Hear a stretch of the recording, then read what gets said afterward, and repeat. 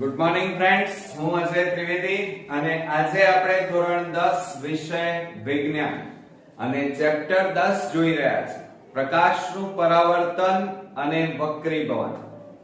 મિત્રો, આ ચેપ્ટરના આપણે બહિર્ગોળ અરીસાના ટેક્સ્ટ બુક ના ઉદાહરણ અને સ્વાધ્યાયના બધા જ દાખલાઓ આપણે શીખ્યા અને અત્યારે આપણે અંતર્ગોળ અરીસા વિશે શીખી રહ્યા છીએ.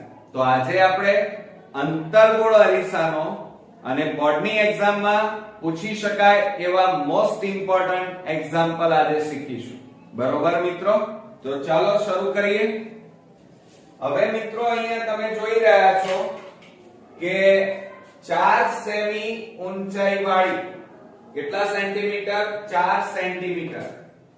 4 સેન્ટીમીટર ઊંચાઈ વાળી વસ્તુને 12 સેન્ટીમીટર કેન્દ્ર લંબાઈ ધરાવતા, એટલે અહીંયા વસ્તુ ઊંચાઈ આપણને આપેલી છે 4 સેન્ટીમીટર અને કેન્દ્ર લંબાઈ આપણને આપેલી છે 12 સેન્ટીમીટર અને આપણી પાસે અહીંયા રકમમાં કહેવામાં આવ્યું છે અંતર્ગોળ અરીસો 18 સેન્ટીમીટર અંતરે રાખેલ છે. તો પ્રતિબિંબનું સ્થાન, પ્રકાર અને પરિમાણ શોધવાનું છે.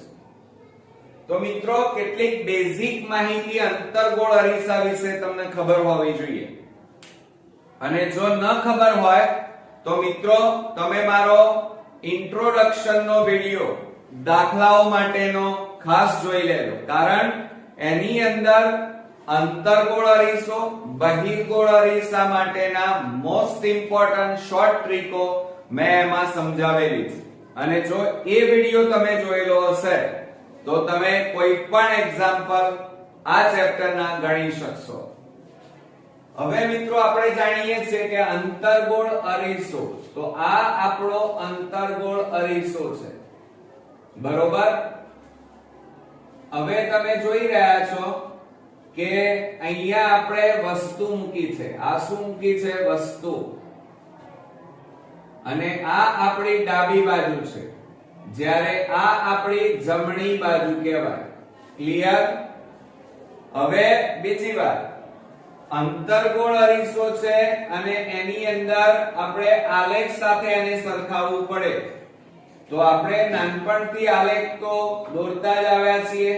હવે એની જુઓ, આ ડાબી બાજુ, તો ડાબી બાજુ હંમેશા કેવી સંખ્યા આવે? ઋણ સંખ્યા આવે, એટલે કે -1 એટલે ટૂંકમાં ડાબી બાજુએ આલેખમાં ઋણ સંખ્યા આવે એટલે હંમેશા આ જે વસ્તુ છે એ ડાબી બાજુએ હોય અંતર્ગોળ અરીસામાં, એટલે વસ્તુ અંતર હંમેશા માઈનસમાં લેવાનું. શેમાં લેવાનું મિત્રો?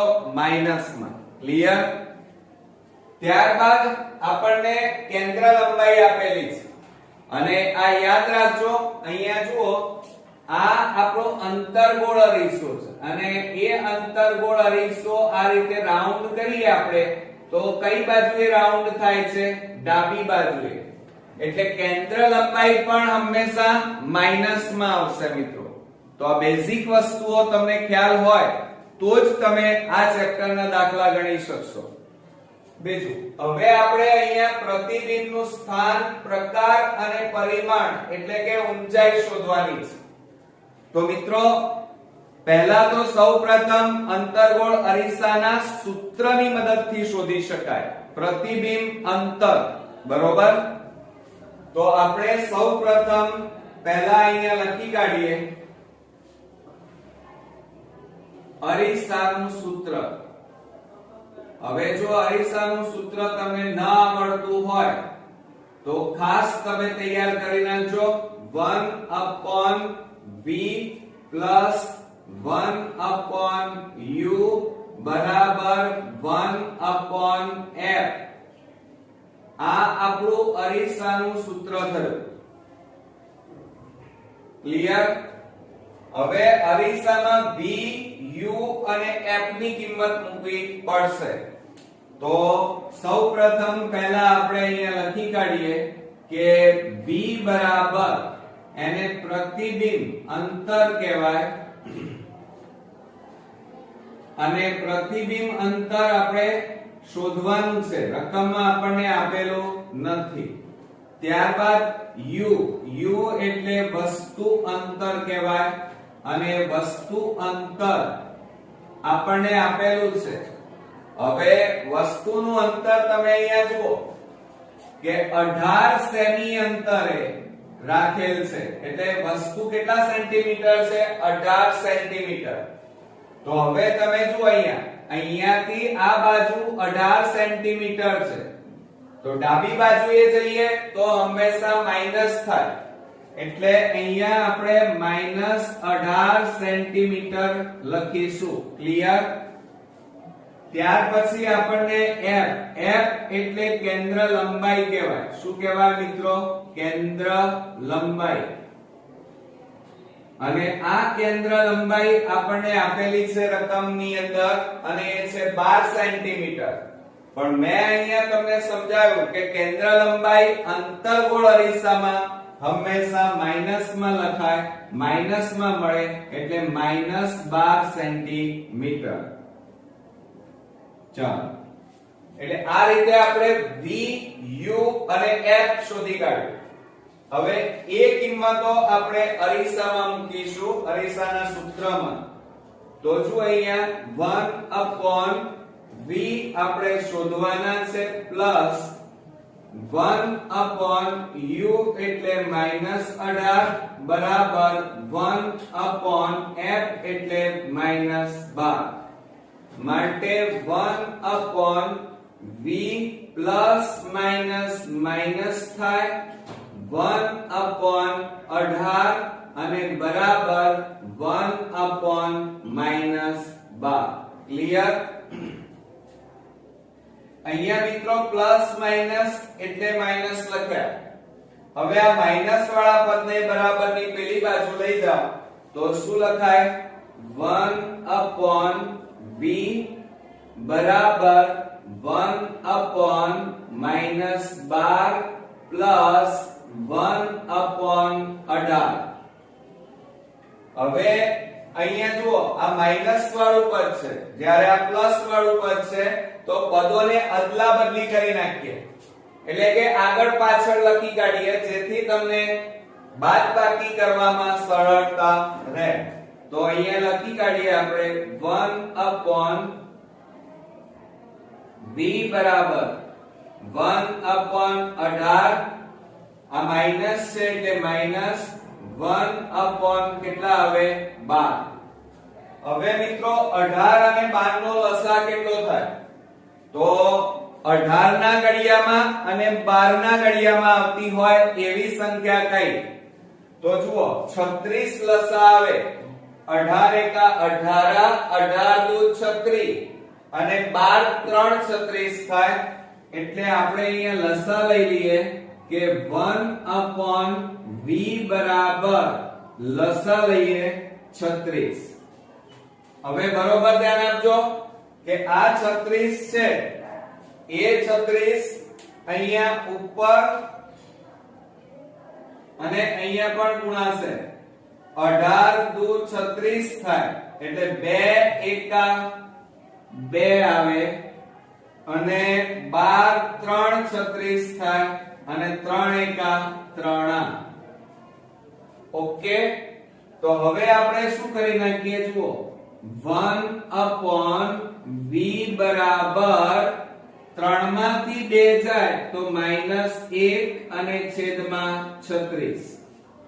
હવે મિત્રો અહીંયા જુઓ, આ 36 ભાગાકારમાં છે, આ બાજુ લઈ જાઓ અને આ બાજુ, એટલે ચોકડી ગુણાકાર, ક્રોસ ગુણાકાર કરીને તો અહીંયા શું થશે? 36 એકા 36 અને બરાબર -1 ગુણ્યા v. તો આ -1 છે એટલે કેટલા થાય? 36 બરાબર -v. હવે આ માઈનસ ચિહ્નને આ બાજુ લાવી દો તો શું લખાય? માટે v બરાબર -36 થાય. અને આટલા શું કહેવાય? એને સેન્ટીમીટર. અને આ મિત્રો આપણે જે શોધી કાઢ્યું એ એક્ચ્યુઅલી v એટલે પ્રતિબિંબ અંતર કહેવાય. તો આપણે અહીંયા લખી કાઢીએ પ્રતિબિંબ અંતર. ચાલો, એટલે આ આપણો અહીંયા પહેલો ભાગ પૂરો થયો. હવે આપણે પ્રતિબિંબનું સ્થાન, પ્રકાર અને ઊંચાઈ શોધવાની છે. હવે ઊંચાઈ જ્યારે શોધવાની હોય મિત્રો, ત્યારે હંમેશા મોટવણીના સૂત્રનો ઉપયોગ કરવો પડે. હવે અહીંયા આપણે લખીએ કે મોટવણી અને એની સંજ્ઞા શું છે? m.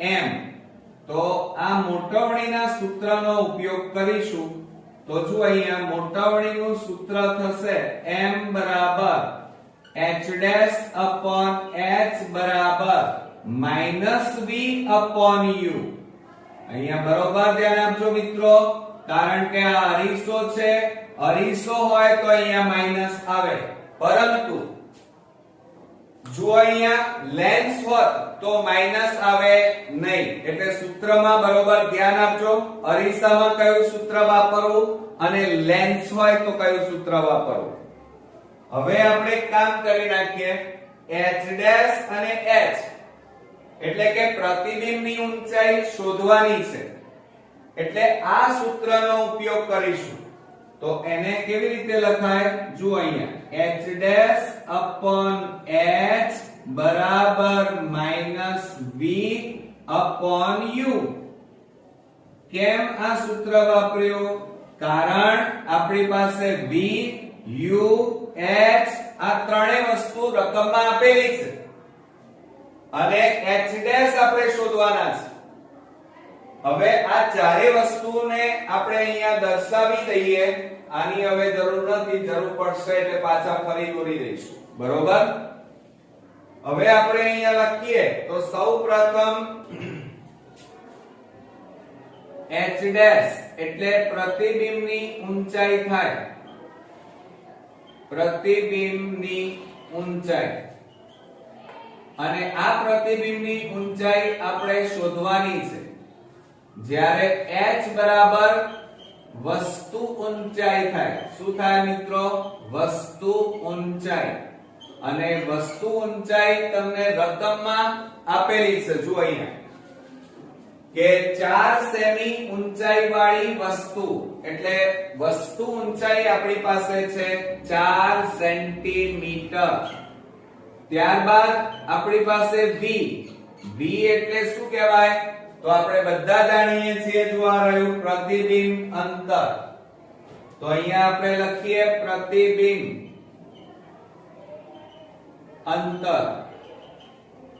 અને પ્રતિબિંબ અંતર પણ આપણે શોધીને બેઠા છીએ.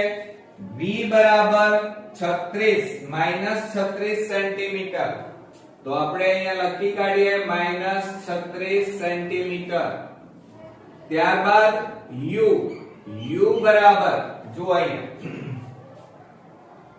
હવે u બરાબર અહીંયા જુઓ વસ્તુ અંતર કહેવાય અને માઈનસ માં છે. જો અહીંયા તો આપણે અહીંયા લખીશું u એટલે વસ્તુ અંતર, અને વસ્તુ અંતર બરાબર -18 સેન્ટીમીટર. તો આ રીતે આપણો એક ભાગ અહીંયા પૂરો થયો. હવે બધી કિંમતો આપણે આ મોટવણીના સૂત્રમાં મૂકી દઈએ એટલે આપણને પ્રતિબિંબની ઊંચાઈ મળી જાય. તો જો અહીંયા મિત્રો કિંમતો મૂકીએ તો h dash upon h. h એટલે 4 સેન્ટીમીટર બરાબર. હવે ખાસ ધ્યાન રાખજો, મોટા ભાગના સ્ટુડન્ટ્સ અહીંયા જ ભૂલ થાય છે. આ માઈનસ ચિહ્ન તો ખરું, અને v ની કિંમત જો અહીંયા -36 એટલે કૌંસમાં પાછા લખવાના -36 છેદમાં. હવે જો અહીંયા u બરાબર કેટલા લખવાના? -18. તો આ -18 ક્લિયર. હવે શું થાય? તો h ડેશ upon 4 બરાબર આ ઉપર નીચે બંનેમાં માઈનસ છે એટલે પ્લસ થઈ જાય, પણ આ અંદર માઈનસ વધ્યા એટલે -36/18 રહે. હવે આ 4 શેમાં છે? ભાગાકાર. એને આ બાજુ લઈ જાઓ એટલે ગુણાકારમાં થાય. તો h ડેશ બરાબર -36 ગુણ્યા 4 અને ભાગ્યા 18 આવે. હવે મિત્રો અહીંયા છેદ ઉડતા હોય તો ઉડાડી દઈએ. જો અહીંયા 18 દુ 36 થાય, બરોબર. તો હવે અહીંયા બાકી કેટલા રહ્યા? તો h ડેશ બરાબર -4 ગુણ્યા 2 એટલે કેટલા આવે? 8 સેન્ટીમીટર.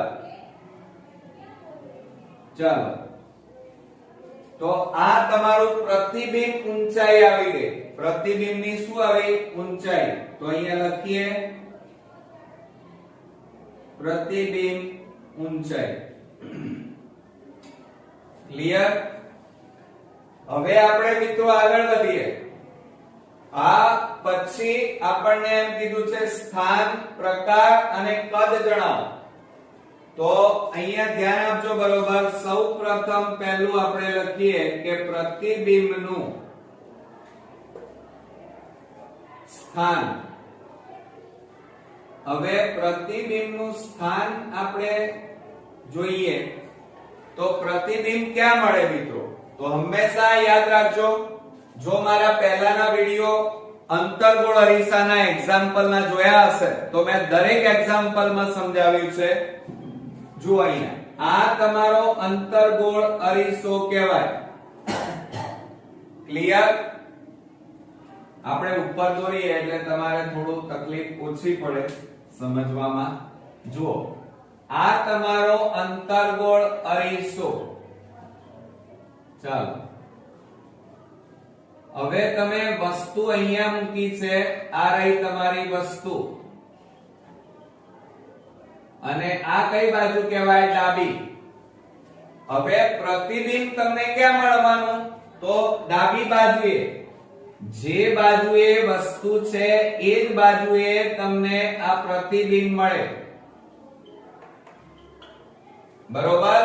એટલે અરીસો છે, ધ્યાન આપજો, આ અરીસો વસ્તુ જે બાજુ છે એ જ બાજુએ તમને અંતર્ગોળ અરીસામાં પ્રતિબિંબ મળે. ક્લિયર? તો આપણે અહીંયા જવાબ લખીશું અરીસાની. શું લખીશું મિત્રો આમાં? કે અરીસાથી વસ્તુ તરફ, અરીસાથી વસ્તુ તરફ આપણને પ્રતિબિંબ મળે. અથવા તમે એમ પણ લખી શકો કે જે બાજુ વસ્તુ છે એ જ બાજુએ પ્રતિબિંબ મળે.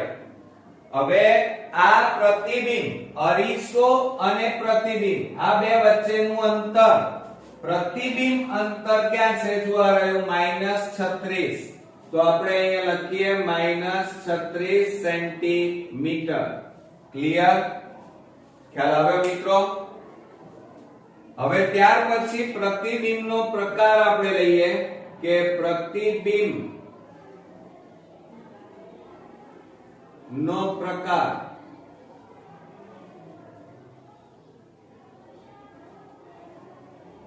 ચાલો, હવે અત્યારે તમે અંતર્ગોળ અરીસો ભણી રહ્યા છો અને અંતર્ગોળ અરીસો હોય તો એમાં પ્રતિબિંબ હંમેશા વાસ્તવિક મળે. કેવું મળે? વાસ્તવિક. પરંતુ જો બહિર્ગોળ અરીસો હોય તો એમાં પ્રતિબિંબ આભાસી મળે. યાદ રાખજો. એટલે અહીંયા મિત્રો તમારું પ્રતિબિંબ કેવું મળશે? એક તો વાસ્તવિક અને બીજું અહીંયા જુઓ તમે, તમારી વસ્તુ ઉપરની તરફ એરો છે અને પ્રતિબિંબનો એરો નીચેની તરફ છે. એટલે એનો મતલબ એ થાય કે તમારું પ્રતિબિંબ ઉલટું મળશે. કેવું મળશે? ઉલટું. જ્યારે અંતર્ગોળ અરીસો હોય તો અંતર્ગોળ અરીસામાં પ્રતિબિંબ વાસ્તવિક અને ઉલટું મળે. જ્યારે બહિર્ગોળ અરીસાની અંદર પ્રતિબિંબ આભાસી અને ચત્તુ. ચત્તુ એટલે વસ્તુ જે તરફ હોય એટલે કે સીધું મળે. કેવું હોય? વસ્તુ જેવી હોય એવું જ એનું પ્રતિબિંબ સીધું મળે. બહિર્ગોળમાં, હો ધ્યાન રાખજો, પાછું ભેળસેળ ના થઈ જાય નહીં તો ભૂલી જશો પાછા. અંતર્ગોળનું બહિર્ગોળમાં, બહિર્ગોળનું અંતર્ગોળમાં ઘૂસી જશે, એટલે ધ્યાન આપવું ખાસ જરૂરી છે. હવે ત્યાર પછી પ્રતિબિંબનું કદ એટલે કે પ્રતિબિંબનું પરિમાણ લઈએ કે પ્રતિબિંબનું પરિમાણ.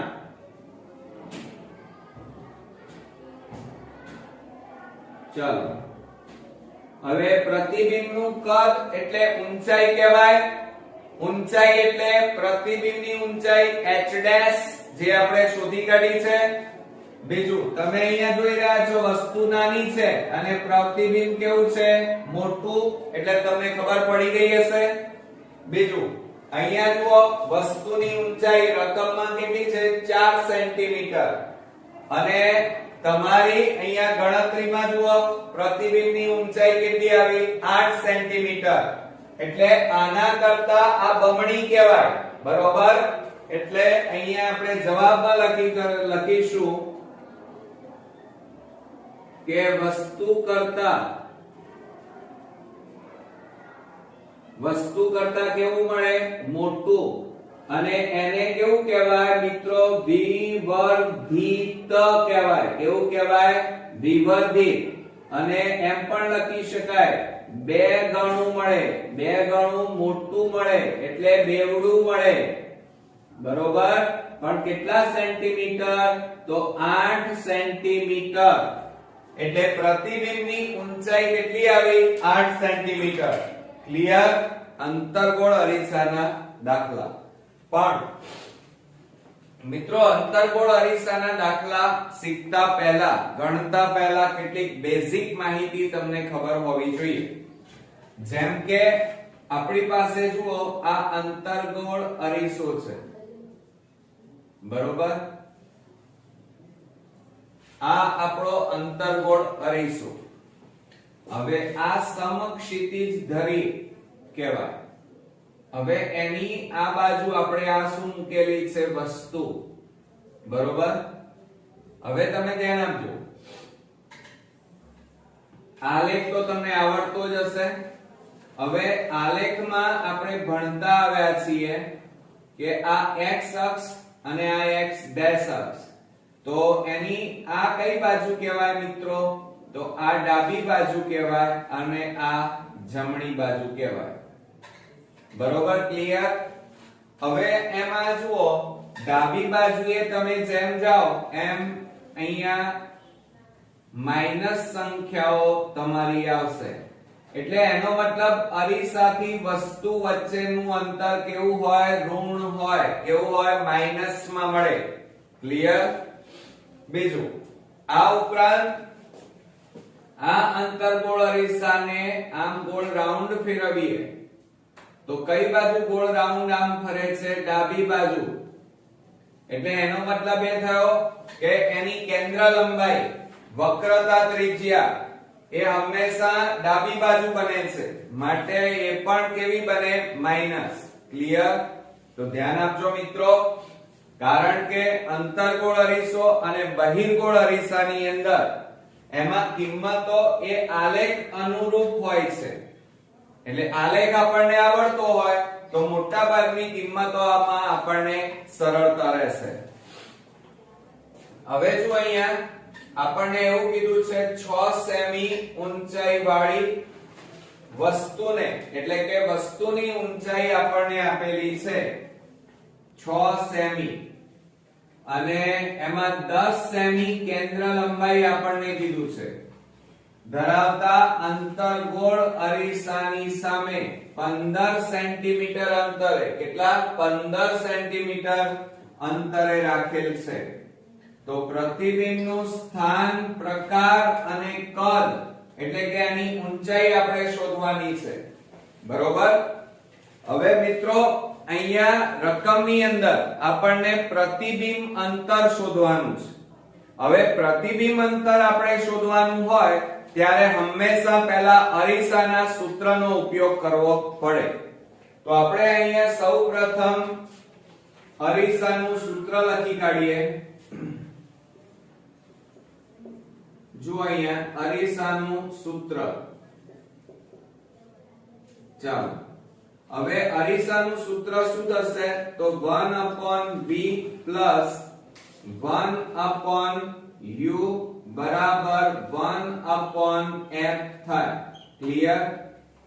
આ આપણું અરીસાનું સૂત્ર છે અને આ સૂત્રની મદદથી તમે પ્રતિબિંબ અંતર શોધી શકો. હવે આ સૂત્રની અંદર v, u અને f એની કિંમતોની વાત કરીએ તો v બરાબર પ્રતિબિંબ અંતર થાય અને પ્રતિબિંબ અંતર આપણે શોધવાનું છે મિત્રો. ઓકે, અને ત્યારબાદ u બરાબર શું થાય? વસ્તુ અંતર આવે અને વસ્તુ અંતર આપણને રકમમાં આપેલું છે. જો અહીંયા કે વસ્તુ અંતર તો જુઓ 15 સેમી અંતરે. કેટલા અંતરે? 15 સેમી અંતરે. અને મેં તમને હમણાં જ કીધું કે વસ્તુ અંતર હંમેશા કેવું મળે આપણને? ઋણ, એટલે માઈનસ માં મળે. એટલે આ 15 સેન્ટીમીટર છે તો આપણે કેટલા લખીશું? -15 સેન્ટીમીટર. ઓકે, અને ત્યારબાદ આટલું થયા પછી કેન્દ્ર લંબાઈ f લઈએ તો અહીંયા લખી કાઢીએ કેન્દ્ર લંબાઈ f. અને કેન્દ્ર લંબાઈ આપણને રકમની અંદર આપેલી છે 10 સેન્ટીમીટર. હવે મેં હમણાં જ તમને કીધું કે કેન્દ્ર લંબાઈ અંતર્ગોળ અરીસામાં અહીંયા જુઓ કેન્દ્ર લંબાઈ હંમેશા ડાબી બાજુએ, અને માટે એ પણ કેવી મળશે મિત્રો? માઈનસ માં, એટલે કે ઋણ મળે. તો અહીંયા આપણે લખી કાઢીએ -10 સેન્ટીમીટર. એટલે આ તમારું થઈ ગયું અરીસાના સૂત્ર માટેની કિંમતો. હવે એ કિંમતો આપણે સૂત્રમાં મૂકીએ તો શું થાય? 1/v પ્લસ 1/u, u એટલે -15 બરાબર 1/f, f એટલે -10. હવે તમે બરોબર ધ્યાન આપો, આ પ્લસ માઈનસ છે એટલે શું થઈ જાય? માઈનસ થાય. તો અહીંયા આપણે લખી કાઢીએ 1/v minus 1/15 અને બરાબર 1/-10. હવે મિત્રો આ 1 આ માઈનસ વાળું જે પદ છે એને બરાબરની પેલી બાજુ લઈ જઈએ તો શું થશે? જો અહીંયા 1/v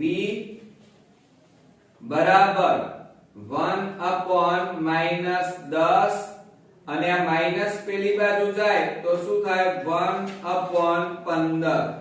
બરોબર, માઈનસ પ્લસ થઈ જાય. હવે આ જુઓ, આ માઈનસ વાળું પદ છે, આ પ્લસ વાળું પદ, તો આ પદને આગળ લખીએ અને આ પદને પાછળ લખીએ, કારણ કે થોડી લખવામાં સરળતા રહે, ગણતરીમાં સરળતા રહે એટલા માટે. તો 1/15 આ પ્લસ અને માઈનસ વાળું પદ પાછળ લખીએ તો -1/ કેટલા થાય? 10. હવે મિત્રો 15 અને 10 નો લસા લઈએ. 15 અને 10 નો લસા કેટલો આવે? તો આપણે જાણીએ છીએ 30 લસા આવે. તો આપણે અહીંયા લખીએ 1/v બરાબર લસા લઈ લઈએ 30. હવે આ જે 30 છે એ 30 ઉપર નીચે ગુણાય, બંને પદો સાથે ગુણાશે. જો અહીંયા આ આની સાથે પણ ગુણાય અને અહીંયા એક સાથે પણ ગુણાય.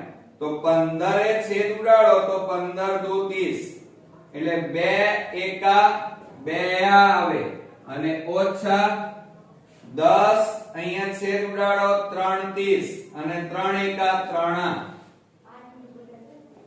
ચાલો થઈ ગયું.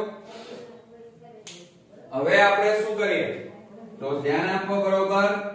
1/v બરાબર આ બેની બાદબાકી કરો -1/30.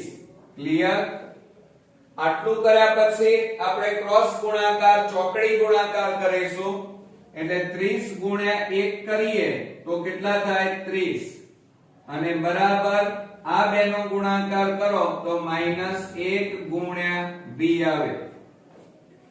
હવે મિત્રો આ -1 ગુણાકારમાં છે અને આ બાજુ લઈ જાઓ તો ભાગાકારમાં જાય, બરોબર. અથવા એમ ન કરવું હોય તો 30 બરાબર આ બેનો ગુણાકાર કેટલો આવે -v આવે.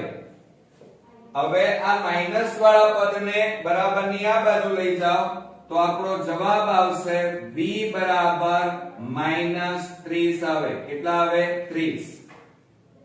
ઓકે, ચાલો હવે આ જે 30 આવ્યું અને v આવ્યા, v એ શું છે એક્ચ્યુઅલી પ્રતિબિંબ અંતર છે આપણું, તો આપણે અહીંયા લખી કાઢીએ પ્રતિબિંબ અંતર. આટલું કર્યા પછી આ એક ભાગ આપણો પૂરો થયો. હવે આપણને રકમમાં એમ કીધું છે પ્રતિબિંબની ઊંચાઈ શોધો. હવે મિત્રો જ્યારે આપણે પ્રતિબિંબની ઊંચાઈ શોધવાની હોય ત્યારે હંમેશા આપણે મોટવણીના સૂત્રનો ઉપયોગ કરવો પડે. હવે મોટવણીનું સૂત્ર લખીએ તો અહીંયા લખીશું મોટવણી અને મોટવણીની સંજ્ઞા થશે m, બરોબર. અને મોટવણીનું સૂત્ર લખીએ તો શું થાય m બરાબર h dash upon h બરાબર -v upon u થાય. એટલે કે અરીસો હોય તો હંમેશા અહીંયા શું આવે માઈનસ આવે અને જો લેન્સ હોય તો પ્લસ આવે. ક્લિયર, બરોબર. હવે અહીંયા મિત્રો બરોબર ધ્યાન આપો કે આપણને રકમની અંદર ઊંચાઈ શોધવાની છે, એટલે કે h dash શોધવાનું છે. વસ્તુની ઊંચાઈ h આપણને આપેલી છે, તો જ્યારે આ રીતે આપેલું હોય ત્યારે આપણે શું કરીશું અહીંયા આ સૂત્ર વાપરીશું h dash upon h બરાબર -v upon u. ક્લિયર. હવે આ બધું આપણે બાજુમાં લખી કાઢીએ. ચાલો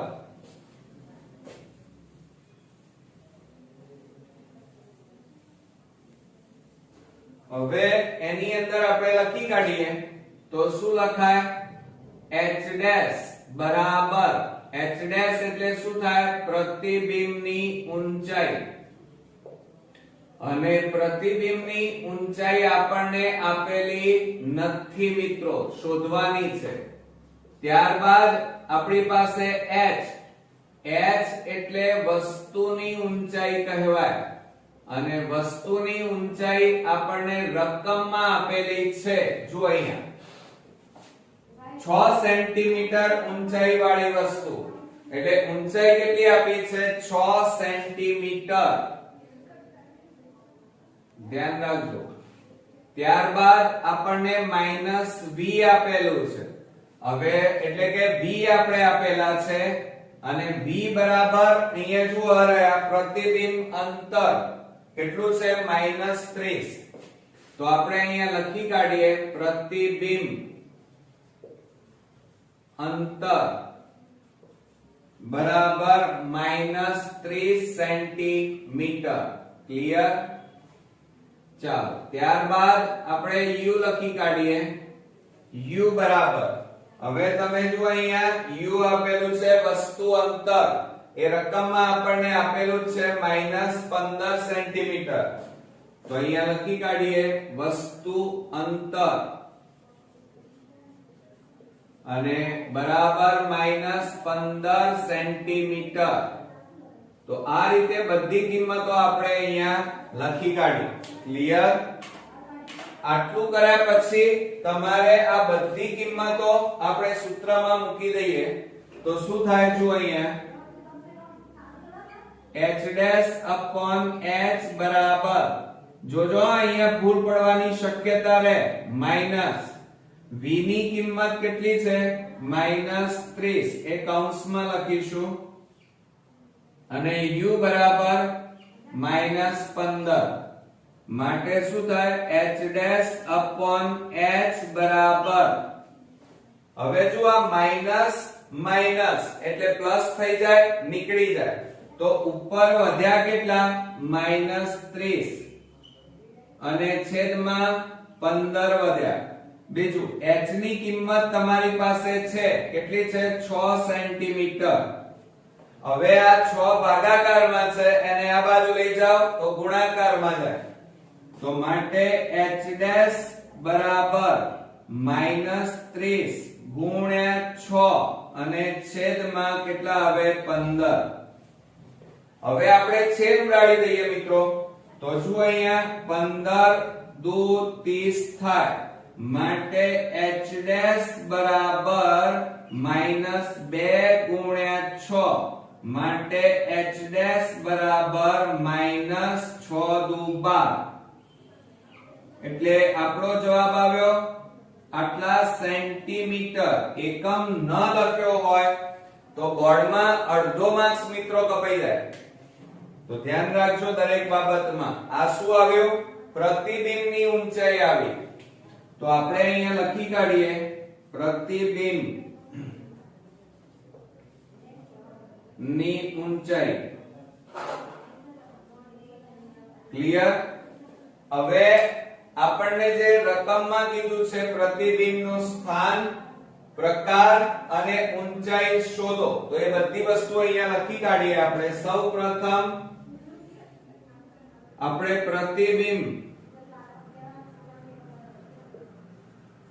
પ્રતિબિંબનું સૌપ્રથમ આપણને શું કીધું છે સ્થાન શોધવાનું કીધું છે, તો પ્રતિબિંબનું સ્થાન હવે આપણે નક્કી કઈ રીતે કરી શકાય, તો મેં હમણાં તમને આકૃતિ દોરીને સમજાવ્યું.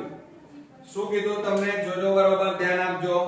મેં એવું કીધું કે આ અંતર્ગોળ અરીસો છે, આ મુખ્ય અક્ષ, અને એમાં આ રીતે આ વસ્તુ છે, જુઓ આ વસ્તુ આપેલી છે, અને એ જ બાજુએ અહીંયા શું મળે છે પ્રતિબિંબ. એટલે આ અરીસો અને આ બાજુ ડાબી બાજુએ શું આવેલી છે વસ્તુ આવેલી છે, એટલે અરીસાથી વસ્તુ તરફ આ પ્રતિબિંબ કઈ બાજુ મળ્યું, અરીસાથી વસ્તુ જે તરફ હોય એ બાજુ પ્રતિબિંબ મળે છે. એટલે એનો મતલબ એ થાય કે અરીસાથી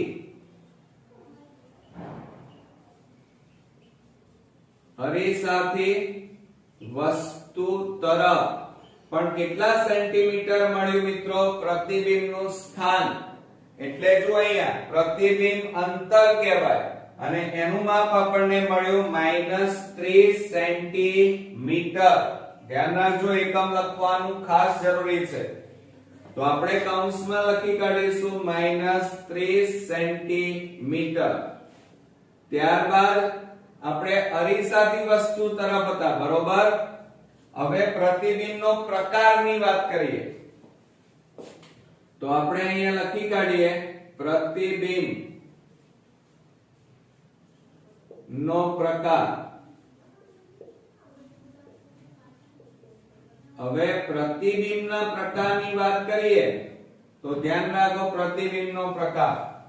તો હંમેશા અંતર્ગોળ અરીસામાં પ્રતિબિંબ વાસ્તવિક મળે. કેવું મળે? વાસ્તવિક. અને બહિર્ગોળ અરીસામાં પ્રતિબિંબ હંમેશા આભાસી મળે. તો યાદ રાખીશું. એટલે અહીંયા આપણે સૌપ્રથમ શું લખીશું? પ્રતિબિંબનો પ્રકાર કેવો છે? વાસ્તવિક છે. કેવો છે મિત્રો? વાસ્તવિક. અને બીજી વાત, તમે આકૃતિ જુઓ, વસ્તુ ઉપરની તરફ એરો છે અને પ્રતિબિંબનો એરો કઈ તરફ છે? નીચેની તરફ. એટલે અંતર્ગોળ અરીસામાં હંમેશા પ્રતિબિંબ કેવું મળે મિત્રો? ઉલટું મળે. કેવું મળે? ઉલટું. આ કોની વાત કરી આપણે? અંતર્ગોળ અરીસાની. પરંતુ જો બહિર્ગોળ અરીસો કીધો હોય તો એમાં પ્રતિબિંબનો પ્રકાર આભાસી અને ચત્તુ એટલે સીધું મળે, બરોબર. ત્યાર પછી પ્રતિબિંબનું કદ. આ પ્રતિબિંબનું કદ એ જ પ્રતિબિંબનું શું કહેવાય મિત્રો? પરિમાણ કહેવાય. શું કહેવાય?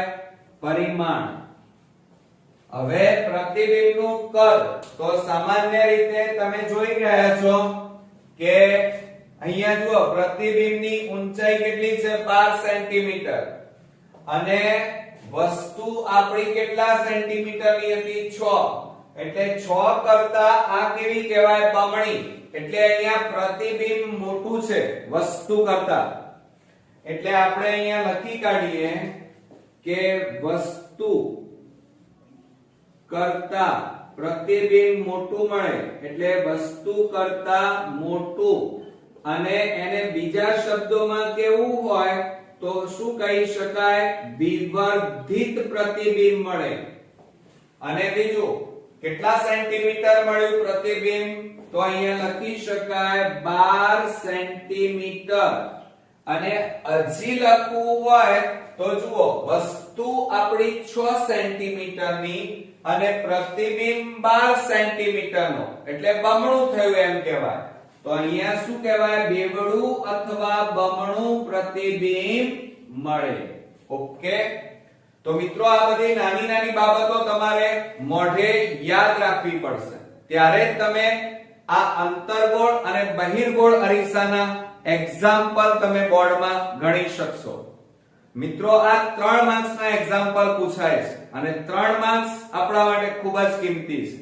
તો મને ચોક્કસ ખાતરી છે કે આ જો બધા વિડિયો તમે ધ્યાનથી જોયા હશે અને સાથે સાથે તમે નોટ ડાઉન કરી અને જાતે પ્રેક્ટિસ કરશો તો તમારો એક પણ માર્ક્સ દાખલામાં કપાશે નહીં. તો નેક્સ્ટ વિડિયોમાં બીજા એક અગત્યના દાખલા સાથે ફરી મળીએ. ત્યાં સુધી ગુડ નાઇટ મિત્રો.